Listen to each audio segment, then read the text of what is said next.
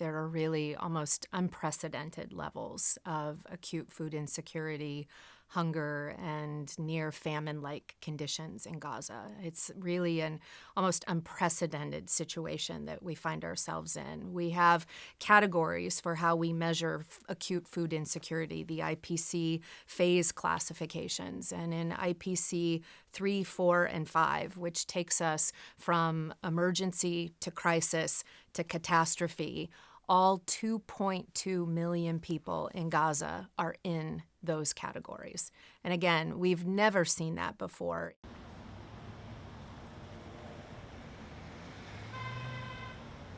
We estimate that there's about $40 billion worth of damage to the Ukrainian agricultural system infrastructure. And that comes in the shape of and form of so many different damages. That's damage to infrastructure like grain silos, laboratories, ports. It's damage to farms themselves, whether it's contamination and destruction of land, destruction of livestock, damaged equipment, whether that's tractors or other kinds of machinery that's so critically needed. And obviously, we also saw so many of the farmers themselves actually move into military service. We are seeing nearly there, too, half of the population in acute food insecurity settings, nearly 18 million people who are struggling. There has been a tremendous loss of life, many people killed, millions of people killed in the Sudan conflict. Any one of those types of meteorological sort of scenarios gives us an opportunity with better forecasting that is coming into place to be able to help farmers better plan for water storage, water harvesting, water management. We can help them in identifying ways that they can be better prepared in terms of planting their crops or taking care of their livestock. The dry corridor is really important to us because what we're seeing there is in that region a very concerning amount of migration.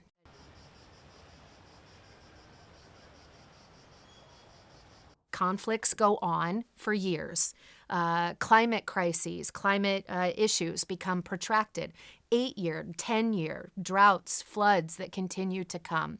So we have to carefully, all of us, find new ways to think about the right balance, the right approach to including support for farmers, support for pastoralists, support for fishermen and women into these responses, because agriculture is what really can be, I think, a part of the longer-term solution to not only working on hunger-related issues, but as we know, ultimately gets to the place where you're really trying to build resilience back into the economies, into the lives, into the circumstances that are a result of all of these very difficult situations.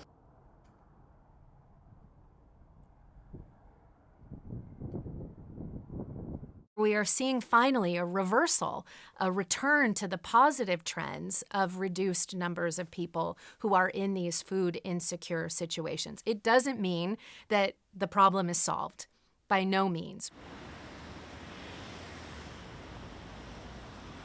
There's a lot of forces at work that still make this a very tenuous and a very fragile situation. But the work that FAO has been doing there with other partners to reach, I think, somewhere on the order of 7 or 8 million farmers last year, with a goal to reach 10 million in this coming year, with winter wheat seed, with animal vaccines, these types of agricultural production saving inputs that are so needed, is making a difference.